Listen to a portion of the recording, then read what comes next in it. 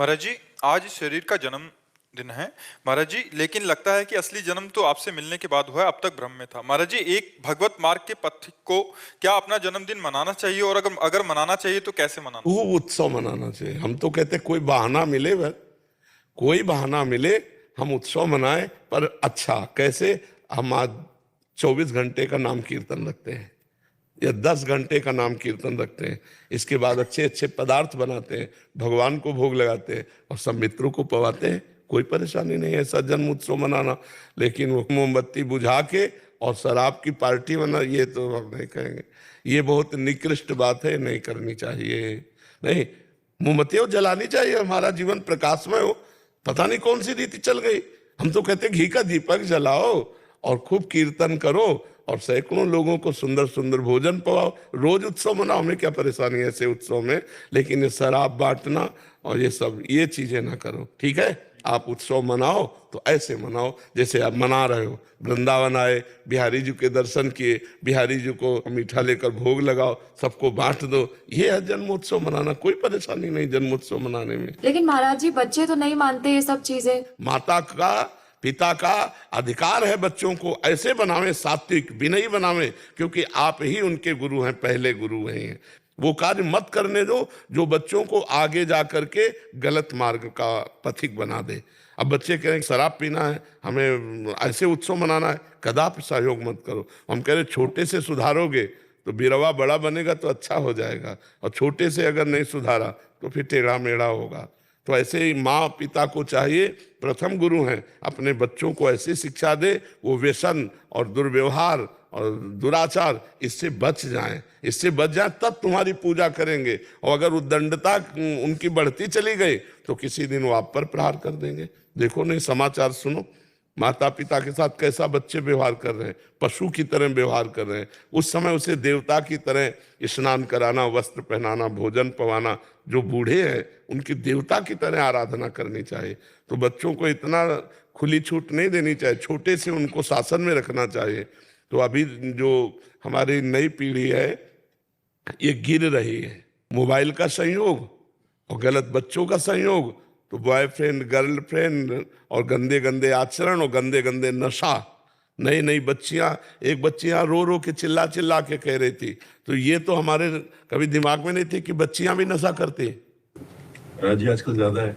अच्छा, हमें तो था कि बच्चे ही उद्दंड होते हैं। फैशन बन गया है, जो ना करे उसे बोलते हैं कि तू नहीं हमारी कैटेगरी से बाहर हो। उसे बाहर ही रहना चाहिए कैटेगरी से।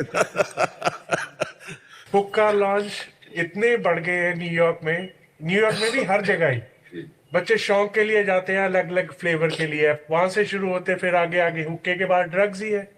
ये सब उसी में फंस के रह जाते हैं, जीवन बर्बाद हो जाता। वो रो रो के कह रही थी, वो रो रो के चिल्ला चिल्ला कह रही थी मैं बहुत, अब जिनका जीवन फंस गया है नशे में वो बेचारे कैसे छूटे, बहुत कठिन है। इसलिए बच्चों को संभाल के रखो, छूट मत दो कि बच्चे नहीं मानते, नहीं तो आगे उनका जीवन खतरे में हो जाएगा।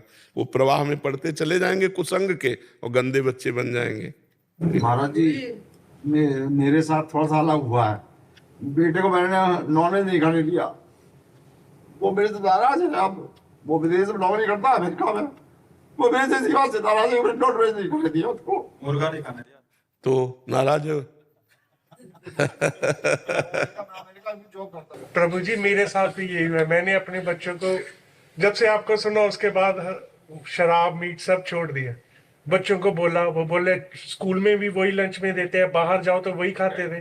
तो मैंने क्या किया, यूट्यूब से वीडियो दिखा दिया उन्हें, जैसे चिकन को जिंदा को कैसे काटते हैं। तो मैं अब देखो, आप इससे प्यार करते हो, इसे खाओगे या इसके साथ खेलना चाहोगे? बोले नहीं, नहीं काटेंगे। मेरी तीनों बच्चियों ने अपने आप छोड़ दिया। हाँ, क्योंकि छोटे हैं ना, अभी संस्कार डाले जा सकते, लेकिन आपका लड़का तो बड़ा है, अब वो कैसे संभलेगा? छोटे से संभालो, छोटे से। देखा कैसे तड़प रहा है जानवर, बोले नहीं करेंगे।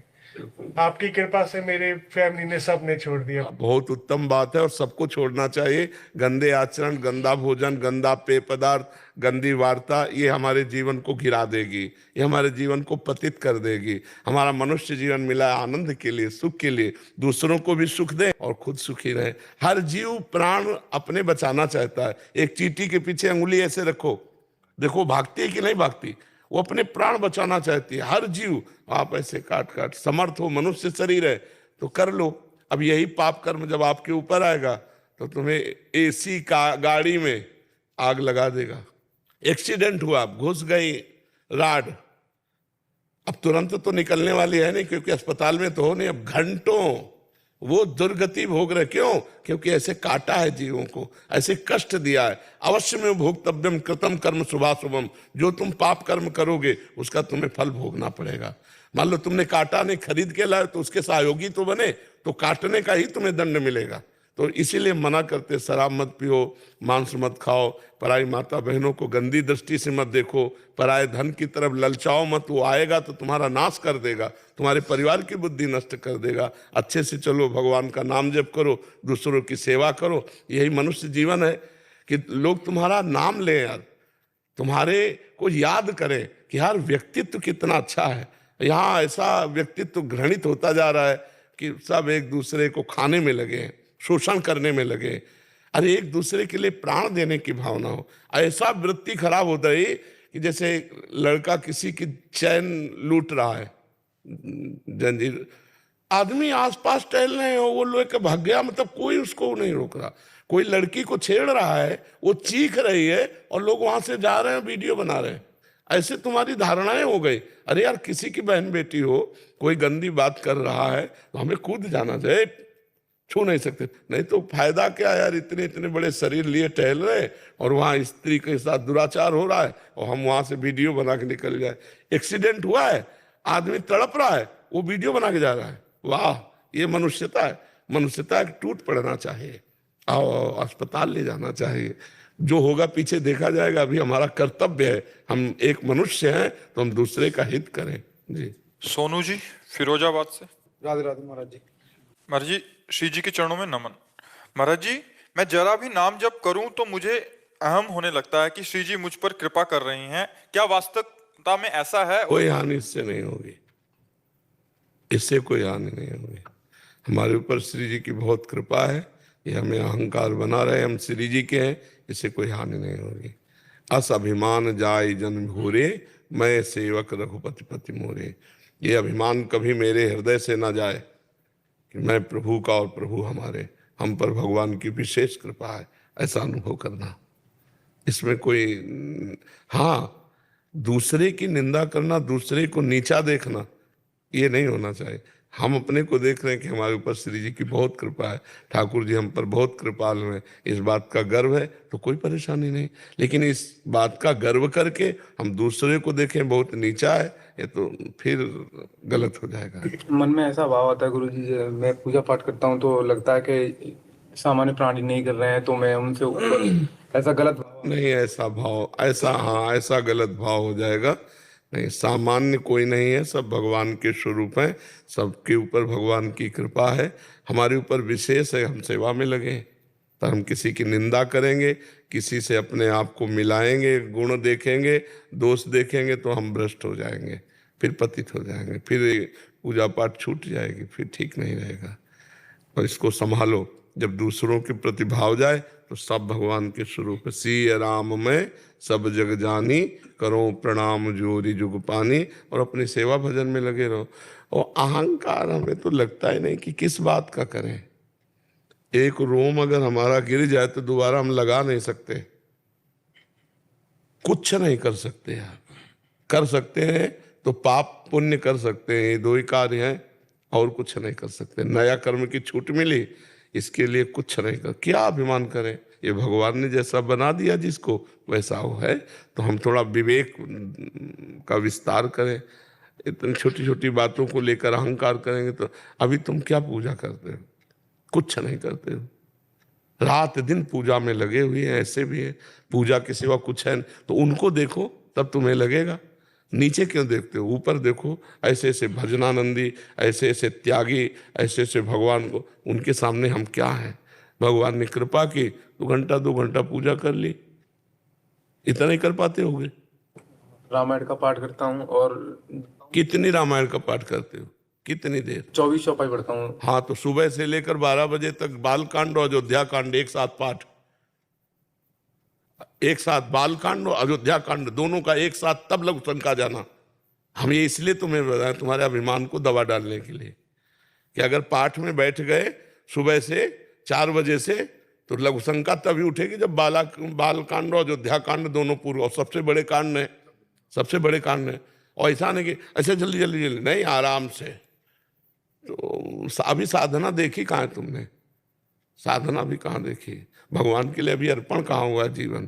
तो ये हम इसलिए कह रहे तुम समझो और अपने मन को समझाओ कि यार कुछ नहीं हो तुम, तो अहंकार ऐसे हो जाएगा। अगर समझोगे, अगर नीचे देखोगे तो गड़बड़ हो जाएगी, ऊपर देखो वो इतना भजन करते हैं, हमारा भजन क्या है उनके आगे, तो अहंकार डाउन हो जाएगा। समझ रहे ना जी? प्रिंस जी हैदराबाद से। शेयर राधे राधे महाराज जी। महाराज जी, मेरा सवाल मेरे जैसे हजारों युवाओं के लिए है। हम हैदराबाद में रहते हैं, मल्टीनेशनल कंपनी में जॉब करते हैं, हमारा काम इंटरनेट और सोशल मीडिया से बुरी चीजों को हटाना है। लेकिन प्रभु जी, हमें काम के दौरान कई सारी चीजें देखनी पड़ती हैं, जैसे व्यभिचार, गलत सामानों की खरीदारी, बिक्री, मृत शरीर, तो मन वैसी भावना में लिप्त हो जाता है। प्रभु जी मार्गदर्शन। भाई ये बात नहीं होनी चाहिए।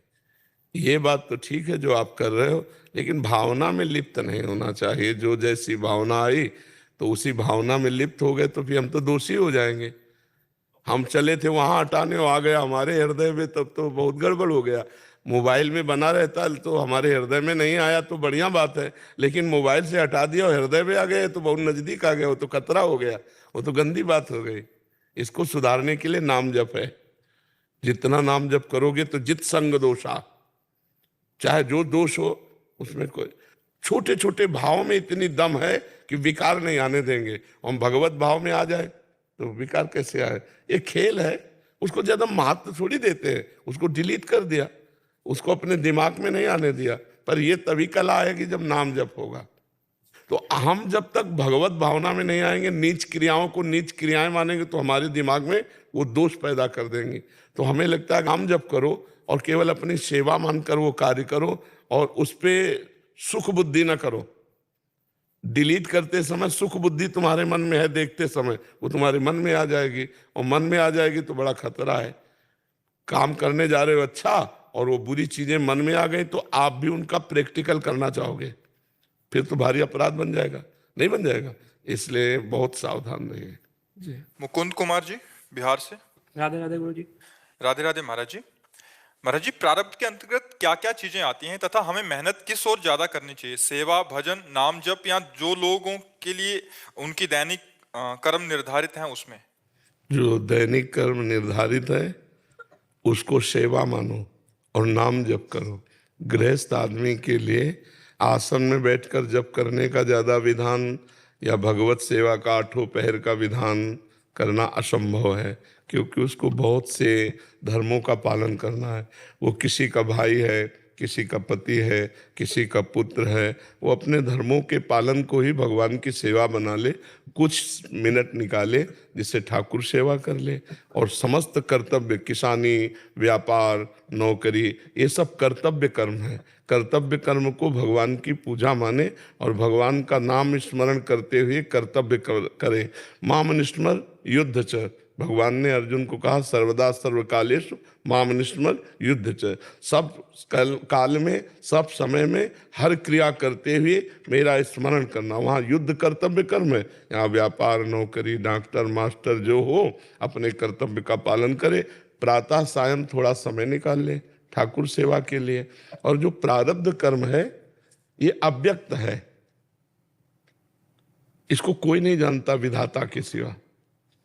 अब क्या होने वाला है ये तो विधाता जानता है, जिसने विधान रचा हुआ है। हमको पुरुषार्थ पर ध्यान देना चाहिए। प्रारब्ध क्या है ये हम निर्णय नहीं जान सकते। तो हम अगर पुरुषार्थ मंगल में करेंगे तो हमारा अशुभ प्रारब्ध अगर होगा तो आएगा, तो नष्ट तो नहीं होगा पर बहुत कम होकर आएगा और हमको सहने की सामर्थ्य मिलेगी। इसलिए अध्यात्म ही एक ऐसा है जो हमको प्रारब्ध से सहने से युक्त कर देता है। नहीं सहना बहुत कठिन होता है। ऐसे ऐसे अमंगल में प्रारब्ध है हमारे द्वारा किए हुए कर्म, जब उनका भोग आता है तो हम परास्त हो जाते हैं।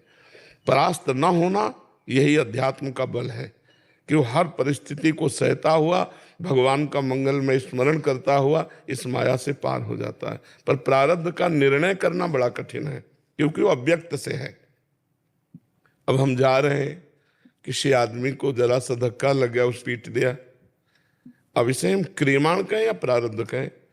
अब इसे निर्णय करना केवल विधाता के द्वारा है कि ये हमारा धक्का लगना क्रियमाण हुआ और उसका मारना प्रारब्ध हुआ या क्रियमाण।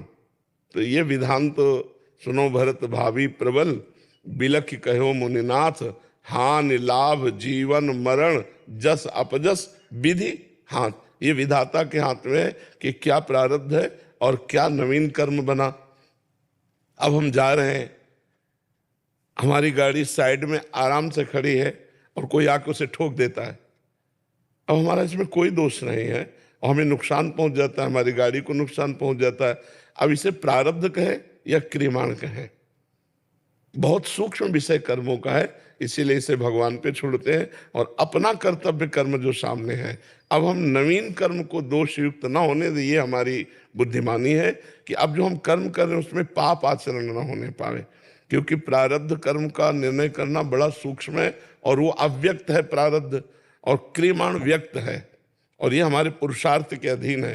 तो इसलिए हम खूब नाम जप करें, परोपकार की भावना करें, माता पिता इन सबको भगवत भाव से पूजे, इनकी सेवा करे और अपने कर्तव्य कर्म को भगवान को अर्पित कर दे। इसी से भगवत प्राप्ति हो जाएगी। समझ पा रहे हो आप? जी। ब्रजमोहन जी मथुरा से। जी राधे राधे महाराज जी।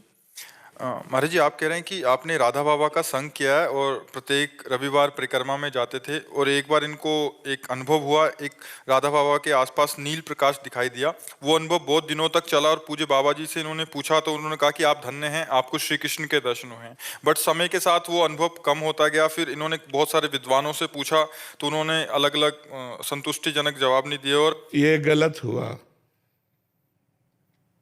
कि वो अनुभव बढ़ना चाहिए था, वो अनुभव घटना नहीं चाहिए था। इसमें हमारी कमी हो गई, हमसे कोई प्रापंचिक कार्य बन गए, अपराध बन गया, भगवत चिंतन छूटा। नहीं तो एक बार साक्षात्कार का मतलब है वो दिन प्रतिदिन गाढ़ होता चला जाए और भगवदाकार वृत्ति आ जाए। तो इसमें हमारी त्रुटि होती। भगवत कृपा से हमें संपत्ति मिली, लेकिन हम उसको संजो नहीं पाए, उसे बिखेर दिया। तो इसको पुनः सावधान होकर के अगर स्मरण में लगो तो फिर आ सकती है, क्योंकि एक बार रास्ता बन गया ना तो फिर नेत्रों में वो झलकने लगता है। ऐसी स्थिति फिर आ जाती है कि ना काहू सो बोलिबो ना कोई व्यवहार, बस अपनी कुंवर किशोरी को जियत निहार निहार। जब अगर वो, तो फिर आपको एकदम अंतर्मुख हो जाना चाहिए था। अब आप बहिर्मुख प्रपंचात कार्यों में ऐसे अतीत तो हुए नहीं, प्रपंचातीत, तो वो बिखर गया। वो असत्य नहीं था, क्योंकि संत महापुरुषों के पास भगवान रहते हैं। नाम बाणी जहाँ श्याम श्यामा तहाँ, नाम बाणी सुनत श्याम श्यामा सुबस, नाम बाणी निकट श्याम श्यामा प्रगट। तो पूज्य बाबा तो नाम बाणी में ही डूबे हुए थे, तो अगर उनके पास झलक दिखाई दी श्याम सुंदर की तो वो सत्य थी, वो कोई कल्पना नहीं थी। पर हम संजो नहीं पाए। समझ पा रहे हैं आप? हम संजो नहीं पाए। अगर हम उसी में तन्मय हो जाते, सुने न काहू की कही और कहे ना अपनी बात, और नारायण व रूप में मगन रहे दिन रात, वो जो सावधानियां थी वो हट गई और जो आनंद था वो बिखर गया। अब वो उसको खोज करो, अब उसको पुनः संजो। तो नाम जप करना शुरू करो और महापुरुषों का चिंतन कर लिया करो, 10-20 संतों का नाम स्मरण कर लिया करो जो आपकी याददाश्त में हो, बड़े बड़े महापुरुषों का, और नाम जप करो। तो भक्त सुमिरन से और नाम जप के प्रभाव से भगवान अनुभव में आने लगेंगे। जब अनुभव में आ जाए तो बस फिर गुप्त हो जाना चाहिए, शांत गंभीर, प्रपंच के कार्यों से विरत, छठदमशील विरत बहुकर्मा, निरत निरंतर सज्जन धर्मा। बहुत प्रपंच के फिर कार्य नहीं करने चाहिए, नहीं उसमें फैलाव हो जाता है। और आपकी अवस्था भी ऐसी है कि अब प्रपंच के कार्यों से निवृत्ति ले लीजिए और आंतरिक साधन में लगिए। क्या कहना चाहते हैं? मैंने अपनी समझ से कोई प्रपंच नहीं किया कभी भी जी, लेकिन मेरी नौकरी इस तरह की थी कि उसमें जो कुछ हुआ हो वो चीज अलग है। जी, ये जो मेरे साथ अनुभव हुआ, ये 29 साल की उम्र में हुआ मेरे साथ। जी। और अब तक तो गाढ़ स्थिति हो जानी चाहिए प्रभु। नौकरी में था मैं। तो क्या हुआ? अर्जुन जी तो युद्ध में थे, अर्जुन जी तो युद्ध में थे। प्रपंच मैंने कोई जान करके कभी कोई प्रपंच नहीं किया अपनी पूरी अब तक की। देखो, प्रपंच किसे कहते हैं? भगवत स्मृति छोड़कर और स्मृति आना, ये सब प्रपंच है। ये सब मायाकृत संसारा, जितना भी संसार है, अगर भगवत इस एक बार हम इतने महासुंदर प्रभु की झलक पाई और विस्मरण के गर्त में चली जाए तो कहीं ना कहीं प्रपंच है ना। अब प्रपंच का मतलब सोचते हो ब्रह्मा जी के द्वारा रचे हुए जितने ये सब है, ये सब प्रपंच ही है। इसमें जहां प्रभु से अलग होकर वृत्ति जा रही, वो सब प्रपंच के अंतर्गत ही है। अगर हम उस वृत्ति को संजोते तो आज हम गाढ़ स्थिति में होते। महात्मा जनों को देखो, मान लो राधा बाबा को देखा, आप देखते हैं बाबा की, आप देखो मुद्रा हर समय क्या है, पूरा मनोयोग से भगवान के चिंतन में लगे। इससे अवस्था का कोई खेल नहीं है। सुखदेव जी तो 16 वर्ष की अवस्था के, और बड़े बड़े हजार हजार वर्ष के, 10-10 हजार वर्ष की साधना करने वाले सब ऋषि खड़े हो गए उनको देखकर। तो अवस्थागत ये नहीं है, इसका चिंतन जितना गाढ़ किया जाए तो आप संभाल लो। अभी तो आयु है ही है, जय मिनट भगवान जिंदा रखे। प्रभु की वही रूप माधुरी आपकी भावना में तो होगी ना, और उसी का चिंतन करो, नाम जप करो। समझ में आया आपको? नाम जप करो, उसी से बात बन जाएगी। समाधान मिला कि नहीं मिला? डॉक्टर निर्भय सिंह यादव जी, जयपुर से। जी महाराज जी, राधे राधे। महाराज जी, क्या गुरु की आज्ञा के बगैर किसी शिष्य को गुरु बनाना चाहिए? और यदि शिष्य गुरु अवज्ञा करके गुरु बनना चाहिए? कैसा मतलब? मतलब गुरु ने आज्ञा नहीं दी, गुरु बन नहीं बनना चाहिए, नहीं तो अपराधी माना जाएगा। क्योंकि जो हमें गुरु जी ने मंत्र दिया है, जो हमें नाम दिया है, हम तभी उपदेश दे सकते हैं दूसरे को जब गुरु आज्ञा हो। अगर गुरु आज्ञा है कि जाओ आप दीक्षा दो, तो हम दीक्षा दे सकते हैं। हमारी स्थिति हो या ना हो, हम गुरु आज्ञा का पालन करते हैं। और गुरु आज्ञा नहीं की तो चाहे जितनी बड़ी ऊंची स्थिति हो, यदि वो दीक्षा देने लगेगा तो भ्रष्ट हो जाएगा, गिर जाएगा। अधिकार नहीं है। मंत्र, गुरु प्रदत्त मंत्र में किसी को उपदेश देने का अधिकार तभी है जब आचार्य या गुरु आदेश कर दे कि जाओ आप दीक्षा दो जा करके, अन्यथा नहीं, वो भ्रष्ट हो जाएगा, वो गिर जाएगा। अधिकार ही नहीं देने का।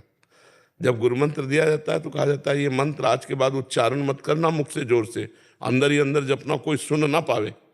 ये आदेश होता है कि कोई सुन ना पावे दूसरा, तो दूसरे को सुनाने का मतलब दीक्षा देना। तो इसके लिए आदेश लो जाकर उनसे। अगर वो आदेश नहीं देते हैं और आप मंत्र देते हैं तो आप अपने से खाली हो जाएंगे, भ्रष्ट हो जाएंगे, पतित हो जाएंगे।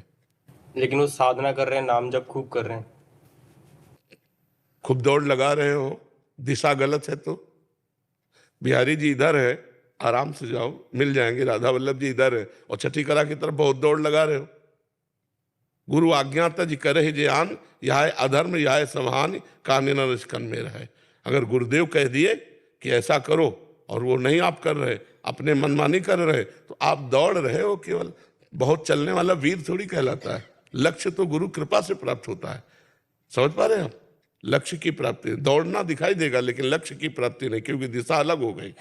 गुरु की आज्ञा में चलने से इस मार्ग की पूर्णता होती है। मोक्ष मूलम गुरु कृपा, गुरु कृपा ही केवलम।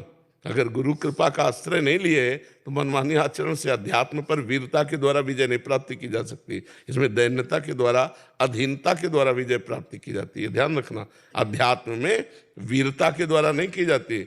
इसमें तो सुनेरी मैंने निर्बल के बलराम, अपबल, तपबल और बाहुबल, चौथो बल है दाम, सूर किशोर कृपाते सब बल हारे को हरिनाम, सुनेरी मैंने निर्बल के बल। ये थोड़ी कि बहुत माला चला रहे तो आपको वैकुंठे मिल जाएगा। अपराध हो जाए तो नहीं मिलेगा, ये गुरुद्रोह माना जाएगा। हाँ, गुरुदेव की मुस्कुराकर अनुमति है तो हमारी सामर्थ्य न होने पर भी जगत का भी कल्याण होगा, हमारा भी कल्याण होगा। क्योंकि हम गुरु आज्ञा से, हम तो कुछ नहीं, यंत्र है। गुरुदेव ने कहा जो मंत्र दिया हम दूसरे को दे रहे। कल्याण करने वाले आचार्य हैं, गुरुदेव हैं, इष्ट है। हम तो एक निमित्त मात्र हैं, हम तो एक पोस्टमैन है। उन्होंने दिया, उनको दे दिया, हमारा काम खत्म। वो जाने, इष्ट जाने, किशोरी जी जाने और वो जाने। हमारा काम था, आदेश मिला, इसलिए हम आपको उनकी बात बता देते हैं। बस कल्याण करना तो उनके बस की बात, हमारे बस की बात थोड़ी है। हमारा भी कल्याण उन्हीं के बस से है, तो हम किसका कल्याण कर लेंगे? वो तो गुरु आज्ञा के द्वारा ही कल्याण होता है। समझ पा रहे आप? कि दीक्षा के लिए क्या सशरीर होना आवश्यक है? है? गुरु आपका जैसे प्रकट रूप में होना, दीक्षा के लिए प्रकट रूप में होना जरूरी है गुरु के लिए? हाँ, क्योंकि शासन कौन करेगा? प्रगट शासन कौन करेगा? हमारे अहंकार का नाश कब होगा? जब उनके चरणों में बैठेंगे, बड़ी सभा में हमें अपमानित करेंगे और हम हमारे गुरुदेव हमारे ब्रह्म है, हम सगे तुम्हारा अहंकार चूर हो जाएगा। बिना अपराध के हमें कौन डांटेगा? गुरुदेव। उनकी दृष्टि मात्र से हमारे अहंकार का नाश होता है। डर, गुरु का डर बना रहना चाहिए। ये गुरु की कृपा से ही होता है, प्रगट गुरु की कृपा से। तो हमको सावधान चलना है। तो इसीलिए प्रगट गुरु भगवान श्री कृष्ण ने बनाया संदीपनी जी को, भगवान राम ने बनाया। तो जब भगवान अवतार लेते हैं, प्रगट गुरु बनाते हैं, तो हमको भी बनाना चाहिए। समझ रहे? गायत्री उपाध्याय जी। दादा वल्लभ श्री हरिवंश। श्री हरिवंश महाराज जी। महाराज जी, मैं आपसे शरणागत हूँ। मेरा प्रश्न राधा सुधा निधि के श्लोक से है। महाराज जी, इन्होंने एक श्लोक लिखा है, राधा केली कलासु साक्षिणी कदा वृंदावने पावने, वो वाला। इसमें कह रहे हैं कि श्री राधा जी के कलापूर्ण केली विहार के साक्षी प्रकट रूप से अद्भुत श्रृंगार रस से परिपूर्ण पावन श्री वृंदावन में एकमात्र प्रेम में उन्मत्त होकर कब रहूंगा। महाराज जी, इसमें ये इनका भाव है कि महाराज जी, इस श्लोक में आचार्य श्री हित हरिवंश महाप्रभु जी ने शरीर रहते हुए सहचरी वपु की कामना की है। महाराज जी, ऐसी स्थिति गुरु कृपा से ही प्राप्त होती है। महाराज जी, लिए क्या करें आप? महाराज जी, मैंने आपको ही प्रिय प्रीतम इष्ट और आचार्य सब कुछ आपको ही माना है। मुख बरनत हरिवंश चित्त नाम हरिवंश रति, मन सुमिरन हरिवंश ये जो कृपा हरिवंश की। पहला कृपा का, सब जीवन सो प्रीति रीति निवाहत आपनी, श्रवण कथन परतीति ये जो कृपा हरिवंश की। एक एक क्रम से चलोगे ना तो आप वहीं पहुंच जाओगे जहां कह रहे हैं। आखिरी बीच में आता है, निरखत नित्य विहार पुलकित तन रोमावली, आनंद नयन सुधार ये जो कृपा हरिवंश। निरख रहे कुंज रंध्रों से प्रिया प्रीतम की लीला को और रुदन कर रहे हैं, आनंद से रोना आ रहा है, भूमि में लौट रहे। ये सब तब आएगा जब पहली सीढ़ी है, मुख बरनत हरिवंश चित्त नाम हरिवंश रति, मन सुमिरन हरिवंश ये जो कृपा हरिवंश की।